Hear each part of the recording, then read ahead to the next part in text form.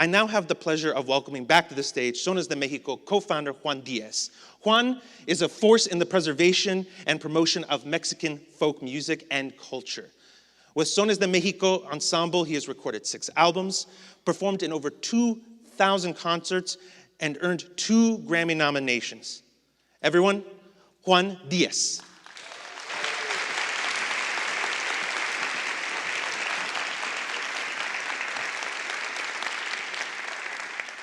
Bienvenidas, bienvenidos, bienvenides, ladies and gentlemen, and everyone in between. Good evening to all of you. Allow me to kick off this discourse with a profound reflection on the phrase that brings us together today. Yo soy, I am. This simple phrase has puzzled philosophers and theologians and, well, even people who love tacos al pastor. Yo soy, 2 seemingly innocent words that invite us on an existential journey with questions and possibilities. No, I'm not talking about a new science fiction movie, although it could be a perfect title for one. I'm talking about those 2 words we casually throw around in our everyday conversations without hesitation. And then we gaze off into space as if we were searching for answers among the stars. Yo soy. ¿Soy yo? ¿Quién soy? But what does yo soy really mean? Some might say it's a declaration of identity, a reminder to ourselves that yes, we exist, we belong, and we matter. And for that matter, please pass me along that double serving of those tacos al pastor. Ultimately, yo soy is like a box of chocolates. You never know what you're gonna get.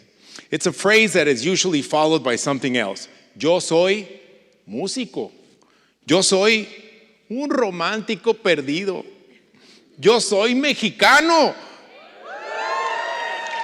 Yo soy americano. It can be deep, introspective, or just a way to assert your presence in a group conversation. Yo soy de San Luis Potosí. Did you enjoy the music of Sones de Mexico?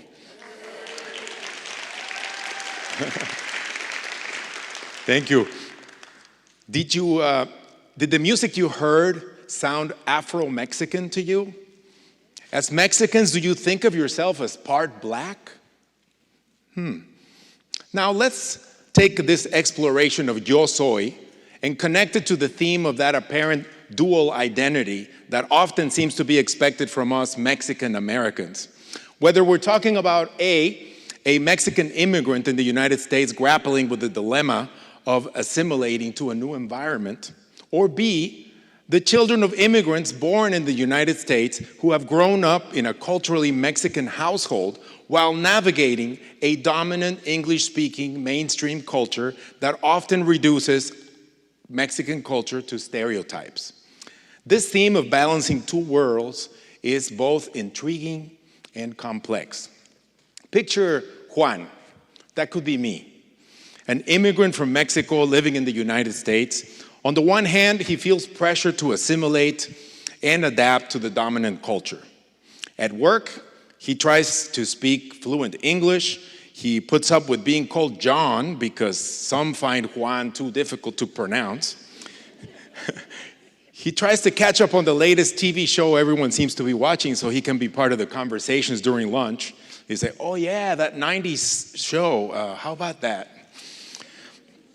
But at home, Yo Soy transforms Juan back into the Spanish-speaking, tradition-embracing Uber-Mexican who makes the best tacos al pastor. He listens to rancheras. He parades a Mexican flag on the hood of his car for the entire month of September.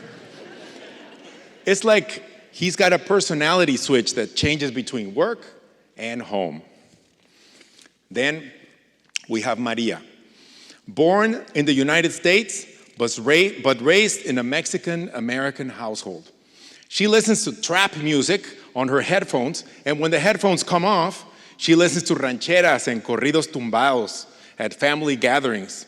But she can't always sing along because the only Spanish she learned at home was, haz tu tarea, vete a dormir, acábate la cena. She took Spanish in high school and got a B.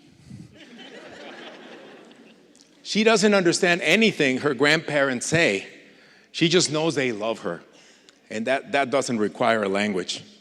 Her parents, with the best of intentions, thought that speaking Spanish would prevent her from succeeding in this country. Once, her parents brought her along to the bank to negotiate their 30-year fixed mortgage. She was 12 years old. When she's at school or work, her Mexican culture seems to take a backseat to the dominant culture. It is as if she's having to constantly flip that cultural switch between family and school, depending on where she is. But fear not, my friends, you are not alone in this balancing act. Have you ever found yourself in a situation where your mind is automatically switching language depending on who's around? Or perhaps you felt the pressure to downplay certain traditions to fit better in an unfamiliar environment. For instance, imagine Maria at school attempting to explain to her American friends Dia de los Muertos. Dia de los Muertos is not Halloween. It's not Dracula and Frankenstein. It's abuelito and abuelita. But here's the key, my friends. There is no need for a dilemma. We don't have to choose between being Mexican or American. We can embrace both identities and be whole beings. Just like Yo Soy, with all its complexities, we are an amalgamation of experiences and cultures. And that's what makes us unique and valuable. By reclaiming our Mexican-American identities, we can be advocates of our own history. And Mexico has a 4,000-year history, which is a birthright to anyone of Mexican descent. Own it. We should not hide our culture from the mainstream. Eat those tacos al pastor with pride. I want to tell you a quick story about how I became a Mexican folk musician and how I came to choose to play a style of rural music from the most remote areas of the Mexico's countryside. The kind that you probably would never hear on the radio. The kind that even most people in Mexico have never heard of. Mexican son.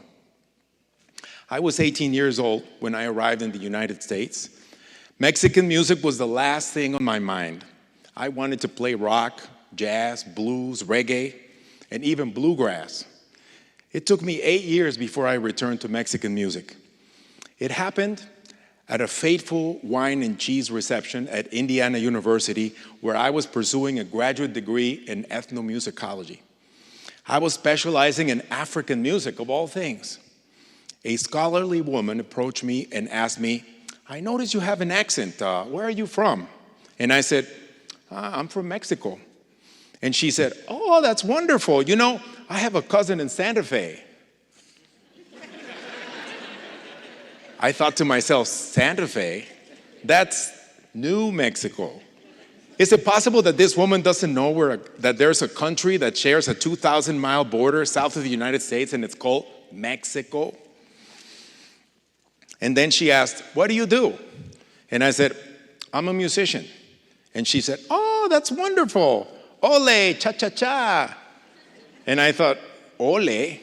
That's what people shout in flamenco in Spain. And cha-cha-cha is from Cuba. Was it possible that this educated woman could not tell the difference between Mexico, Spain, and Cuba? Unfortunately, this is not rare. But somehow I had not noticed it until now. For the first time, it dawned on me that it is people like her that one day will be writing policy that will affect people like me. And I don't seem to be in the picture. I thought, why doesn't the Mexican government, a country with such cultural wealth, send special emissaries around the world to promote a better understanding of Mexican culture? It would be in the best interest to be taken seriously, wouldn't it? And then I thought, wait a minute, who better suited than me? I'm a musician, I speak both languages, I'm articulate, I straddle both worlds. That was my calling. Fast forward 30 years later, here's Sones de Mexico Ensemble playing and explaining Mexican folk music in Carnegie Hall, Symphony Center, at your local elementary school assembly, and at the Opera House in Beijing, China. With 2 Grammy nominations,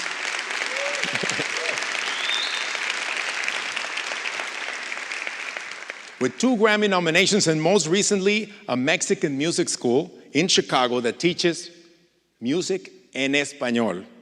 By the way, we start classes next week. I don't think me or this band could have developed in this way had we stayed in Mexico. We founded it here to serve a specific need in the US because we have been pushed to carve room for our culture in American society. There is no doubt about it. What we do is a political act. We need to challenge ourselves and challenge stereotypes to defend our culture, but also to educate others about our traditions and our contributions to society. No one said that it would be easy to be bicultural.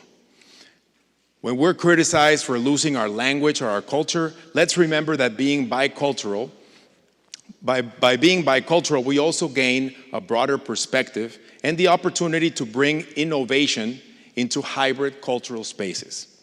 We become agents of change, creativity, and innovation. The same can be said about our contributions when going back to Mexico. When I go back to Mexico, I see things a little differently from how my paisanos see them. I saw racism, sexism, homophobia in the 1980s. I saw this in a way that I didn't used to see when I lived down there. When I called it out, they called me crazy. Aquí no somos eso. Now Mexico, 35 years later, is finally coming to terms with this. In my view, it's better late than never. So, in conclusion, my friends, let's set aside the dilemma and embrace our Mexican-American identity with pride and passion. Yo soy is more than words. It's a powerful assertion of who we are and who we can become. Let's celebrate our roots, debunk myths, and build a cultural bridge between 2 worlds to enrich our lives and society as a whole. And let's have some tacos al pastor. Thank you, and long live Mexican-American culture. Gracias.